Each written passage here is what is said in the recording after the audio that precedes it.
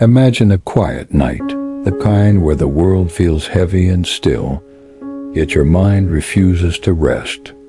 Picture yourself lying awake, the clock ticking past midnight, your thoughts spiraling like leaves caught in a restless wind.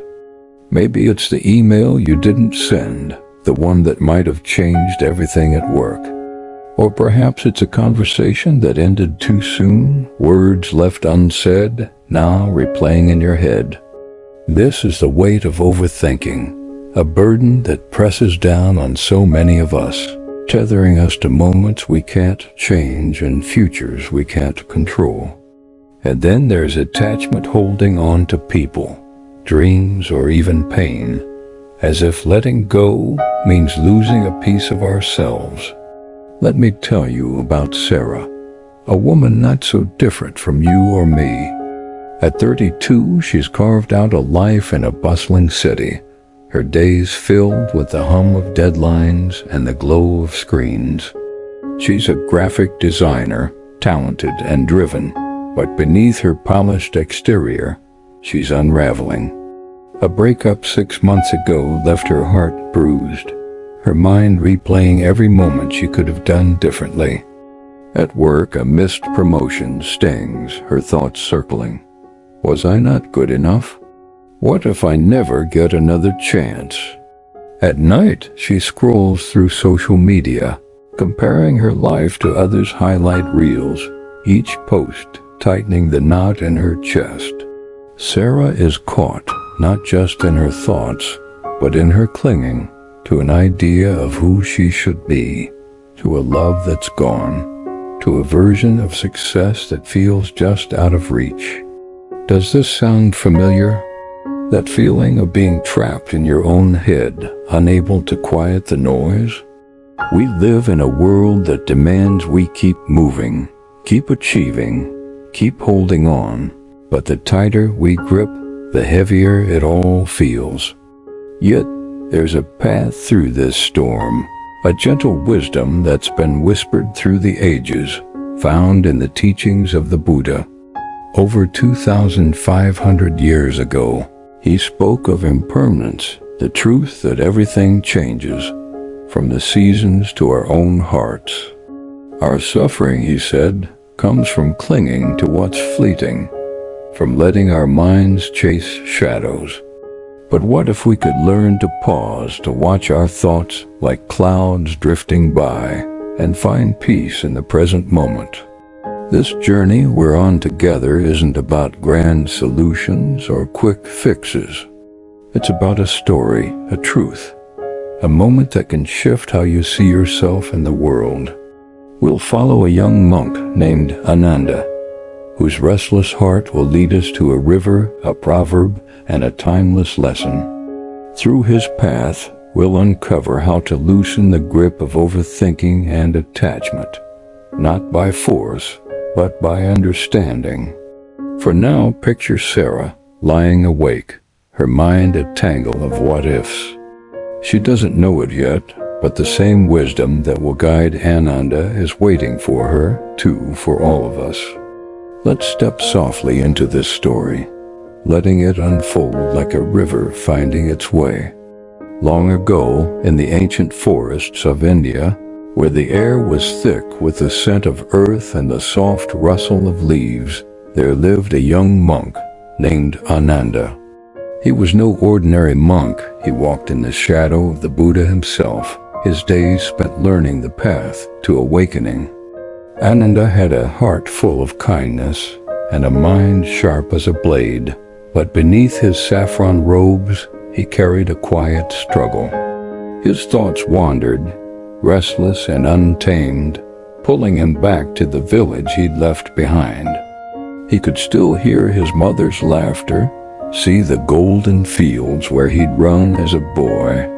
And then there were his fears, whispering in the dark. Will I ever understand the Buddha's teachings? Am I worthy of this life? One evening, as the sky burned orange and the world grew still, Ananda slipped away from the monastery, his heart heavy with questions. He wandered deep into the forest, where the trees stood like silent guardians, their branches swaying in the breeze. The deeper he went, the louder his thoughts became, each one a thread tying him to the past or pulling him toward an uncertain future. He longed for peace, but his mind was like a storm, churning endlessly. As he walked, the flicker of a fire caught his eye. There, beneath a sprawling banyan tree, sat an old monk, his face weathered but serene, his eyes gleaming with a quiet knowing. The old monk looked at Ananda, not with judgment, but with the warmth of someone who'd seen many hearts like his. "Come, young one," he said, his voice low and steady, like the hum of a distant river. "Sit with me. Tell me what weighs on your soul." Ananda hesitated, then sank to the ground beside the fire. The words spilled out before he could stop them. He spoke of his homesickness, the ache for his family, the life he'd left behind. He confessed his doubts, how he feared he'd never grasped the truth the Buddha spoke of. "My mind won't rest," he said, his voice trembling. "I meditate, I chant, but my thoughts keep pulling me away. It's like trying to hold the wind in my hands." The old monk listened, his gaze never wavering. When Ananda finished, he smiled, a smile that seemed to hold the secrets of the stars. "Ananda," he said softly, "the mind is not your enemy. It is like the wind, always moving, always changing. You cannot stop it, nor should you try. The question is not how to silence your thoughts, but how to stop letting them carry you away." Ananda frowned, his brow furrowing. "But how?" he asked. "These thoughts, these longings, they feel so real, so heavy. How do I let them go when they're all I know?" The old monk rose, his movements slow and deliberate, and beckoned Ananda to follow. They walked through the forest, the moonlight casting silver patterns on the ground. As they moved, the old monk spoke, his words weaving through the night air. "The Buddha taught us that all things are impermanent," he said. "The joys we chase, the pains we fear, they arise and pass, like ripples on a pond. Your suffering comes not from your thoughts, but from clinging to them, believing they define you. Let them come, let them go, and you will find the stillness beneath." Ananda listened, his heart stirring. He'd heard these teachings before, but here, in the quiet of the forest, they felt alive, like a seed beginning to sprout. As they walked, he noticed the world around him, the cool air on his skin, the distant hoot of an owl, the rhythm of his own breath. For a moment his thoughts softened, and a flicker of peace warmed his chest.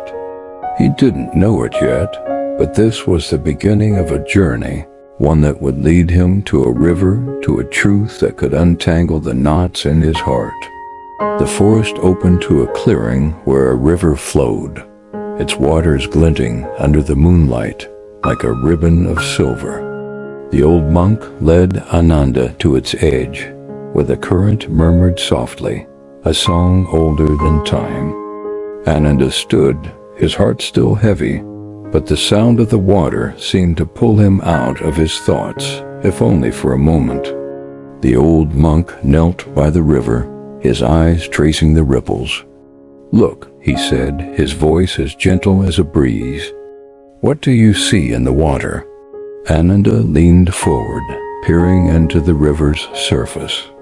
He saw the reflection of the moon, shimmering and dancing, and beyond it, the faint outline of his own face. But as he reached out, his fingers broke the surface, and the reflection shattered, scattering into 1,000 fleeting fragments. He pulled back, frustrated. "It's gone," he said. "I tried to hold it, but it slipped away." The old monk nodded, his expression calm but piercing. "The mind is like this river, Ananda. It flows endlessly, carrying images, thoughts, desires. But when you try to grasp them, they slip through your fingers. You suffer because you chase these reflections, believing they are yours to keep. The truth is, they are not yours, and they were never meant to stay. He paused, letting the words settle. The mind is like a river. It flows endlessly, but you need not drown in it. Ananda sat back, the words echoing in his chest. He thought of his longing for home, the way he replayed memories of his mother's voice, the fields of his childhood. He thought of his fears, the endless questions about his worth as a monk. Each thought felt so solid, so real, yet here by the river they seemed as fleeting as the moon's reflection. But how do I stop chasing them? He asked, his voice barely above a whisper. They pull me in, and I don't know how to let go. The old monk's eyes softened, like a father looking at a child learning to walk. The Buddha taught us the Four Noble Truths, he said. First, there is suffering, your restless mind, your longing, your fear. Second, suffering has a cause, craving, clinging to what is impermanent. Third, there is a way to end this suffering. And fourth, that way is the path of awareness, of seeing things as they are. He pointed to the river. Your thoughts are like these ripples. They arise from the flow of life, but they are not the river itself. Watch them, Ananda, without grasping, and you will see they pass on their own. Ananda stared at the water, trying to understand. He thought of Sarah, the woman from our earlier moment, lying awake in her city apartment, her mind caught in a storm of regrets and worries. Like Ananda, she was chasing reflections, her lost relationship, the promotion she didn't get, the life she thought she should have. We all do this, don't we? We cling to moments of joy or pain, to images of who we were or who we want to be, as if holding tighter will make them real. But the river keeps flowing, and the reflections keep changing. The old monk placed a hand on Ananda's shoulder. Tomorrow, he said, we will return, and I will show you a way to empty your heart, to make space for peace. Ananda nodded, unsure but willing, the river's song lingering in his ears. For the first time, he felt a spark of hope, not in stopping his thoughts, but in learning to let them flow. The next morning, as dawn painted the forest in hues of gold, Ananda and the old monk returned to the river.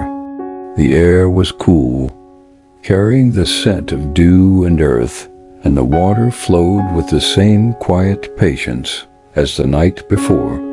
Ananda's mind still stirred, but there was a softness to it now, a curiosity sparked by the old monk's words. They sat on a smooth stone by the riverbank, the world waking gently around them. The old monk's gaze was steady, his presence like an anchor in a restless sea. Ananda, he said, his voice as warm as the morning light, your heart is full, like a cup brimming with water. If you wish to receive new wisdom, you must first empty your cup. Ananda tilted his head, puzzled. Empty my cup? He repeated. What does that mean? The old monk smiled, his eyes crinkling at the corners. It is an old saying, born from the wisdom of those who sought truth before us. Imagine a cup filled to the brim with tea. If you pour more, it spills, wasted. So it is with your mind. You hold so tightly to your thoughts, your memories, your fears, that there is no room for peace. To learn, to grow, you must let go of what you think you know. Ananda listened, his fingers tracing the edge of the stone. He thought of his village, the way he clung to the image of his mother's smile, the sound of his brother's laughter. He thought of his doubts, the weight of wondering if he'd ever be enough. These were the contents of his cup, heavy and familiar. "But how do I empty it?" he asked. "These thoughts, they come unbidden, and I don't know how to stop them." The old monk leaned forward, his voice soft but clear, like a bell in the stillness. "You don't stop them, Ananda. You watch them." The Buddha taught us to sit with our minds, to observe our thoughts as if they were leaves floating on this river. Notice them, but do not chase them. This is the practice of mindfulness, of being fully here in this moment. He gestured to the river, its surface catching the morning light. "Close your eyes, Ananda. Breathe. Feel the air enter your body, then leave. Let your thoughts come, but do not hold them. Let them pass." Ananda closed his eyes, hesitant at first. His breath was shallow, his mind darting to the monastery, to the Buddha's teachings, to the life he'd left behind. But as he focused on the rise and fall of his chest, something shifted. The thoughts were still there, but they felt less like chains, more like clouds drifting across a vast sky. For a moment he was simply breathing, simply here. The old monk's voice broke the silence. "This is the beginning, Ananda. To empty your cup is to make space for what is true. Your thoughts are not you, they are visitors passing through." Think of Sarah lying awake in her city apartment, her phone glowing with messages she can't answer. Like Ananda, her cup is full of regrets, of comparisons, of a life she thinks she should have. But what if she, too, could learn to watch her thoughts, to let them pass like leaves on a stream? This practice, so simple yet so profound, is a gift from the Buddha's wisdom.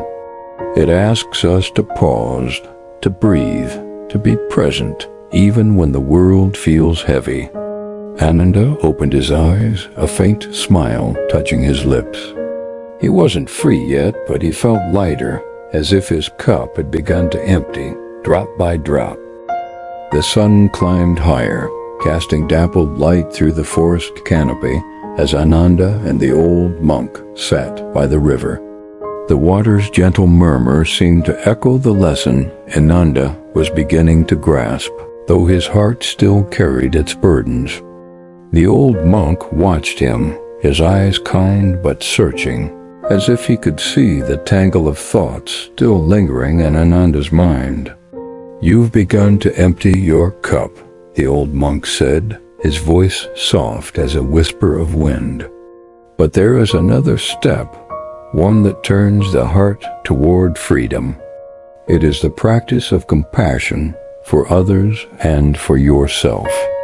Ananda shifted on the stone, his brow creasing. "Compassion?" he asked. "I try to be kind, to follow the Buddha's path. But my thoughts, my longing for home, my fear of failing, they pull me back. How can compassion help me let go?" The old monk's smile was warm, like sunlight breaking through clouds. "When you cling to pain, Ananda, you fight yourself. Compassion is the gentle hand that loosens your grip, not by force, but by understanding. It begins with seeing your own heart with kindness, as you would a weary traveler." The old monk guided Ananda to close his eyes again. "Picture your thoughts," he said. "Your longing for your village, your fear of not being enough. See them as guests in your heart, not enemies.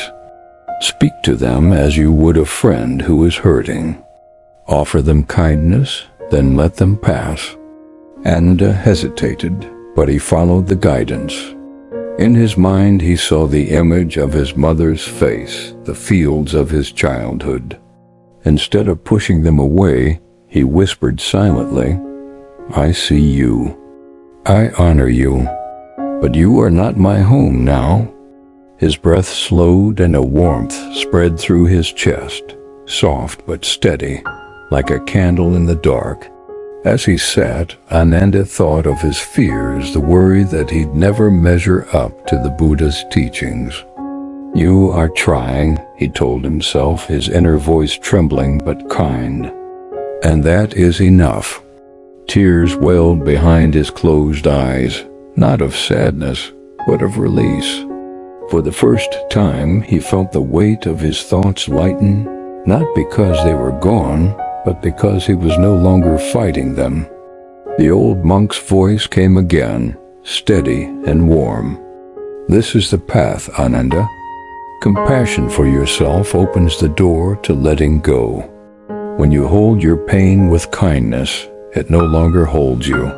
Think of Sarah, alone in her apartment, her mind caught in a loop of regrets and what-ifs. Imagine her pausing, just for a moment, to breathe, to speak kindly to her own heart. "You did your best. You are enough." This practice, rooted in the Buddha's teaching of loving kindness, is a balm for the restless mind. It asks us to meet our struggles with gentleness, to see our attachments not as failures, but as part of being human. Try this tonight. Sit quietly, breathe, and whisper to yourself, "May I be at peace. May I let go." Let the words be a soft embrace, loosening the grip of your thoughts. Ananda opened his eyes, the river sparkling before him. The ache for his village was still there, but it felt softer, less like a chain. He looked at the old monk, gratitude in his gaze. "I'm beginning to understand," he said. The old monk nodded. "Good-powered." The forest glowed with the warmth of midday, the river's song a steady companion as Ananda sat beside the old monk. Something had shifted within him, a quiet lightness, like a knot slowly unraveling. The ache for his village, the fear of failing, still lingered, but they no longer held him so tightly. He looked at the old monk, whose face seemed to carry the wisdom of countless seasons, and felt a question rise in his heart. "Is this the end of the path?" he asked softly. "Will my mind ever be fully still?" The old monk's eyes twinkled, like stars reflected in the river. "The path does not end, Ananda," he said. "It is a journey of moments, each one a chance to return to what is true. The Buddha's wisdom is not about stopping the mind, but about living fully in this moment, free from the chains of clinging." Ananda nodded, his gaze drifting to the river, its waters flowing endlessly, yet never grasping at the banks. He thought of the Buddha's teaching of impermanence, how everything, his memories, his fears, even his own life was like this river, always moving, always changing. The old monk spoke again, his voice a gentle guide. "You've learned to watch your thoughts, to meet them with kindness. Now, carry this practice beyond the forest, and to every step you take. Live in the present, Ananda, and you will find a freedom that no thought can take away." As they rose to return to the monastery, Ananda felt a quiet strength settle in his chest. His journey wasn't over there, would be days when his mind would wander, when the pull of the past or the weight of the future would return. But now he knew he could meet those moments with a gentle breath, with compassion, with the wisdom to let go. He imagined Sarah, the woman from the city, sitting alone in her apartment, her phone silent, her heart heavy. What if she, too, could pause, could breathe, could choose to be here, now? The same truth that guided Ananda could guide her, a truth that belongs to no one faith, but to every heart seeking peace. Picture yourself now, wherever you are, carrying your own burdens, your own restless thoughts. The wisdom of the Buddha, of this river of Ananda's journey, is yours to hold. It asks you to try something simple. Tonight, before you sleep, take 5 minutes. Sit quietly, feel your breath, and notice one thought that pulls at you. Don't fight it. Just see it, like a leaf on the water, and let it float by. Whisper to yourself, I am here. I am enough. This is the beginning, a single moment that can lead to a life of greater balance, of meaning found not in holding on, but in letting go. Ananda walked back to the monastery, his steps lighter, the forest alive around him. He didn't have all the answers, but he had a path, a way to meet each moment with clarity and kindness. And so do you. What can you let go of today? What small step can you take toward peace? The river of life flows on, and you are part of it, carried not by force, but by the gentle current of presence. Let this be your invitation to begin, one breath, one moment, one truth at a time.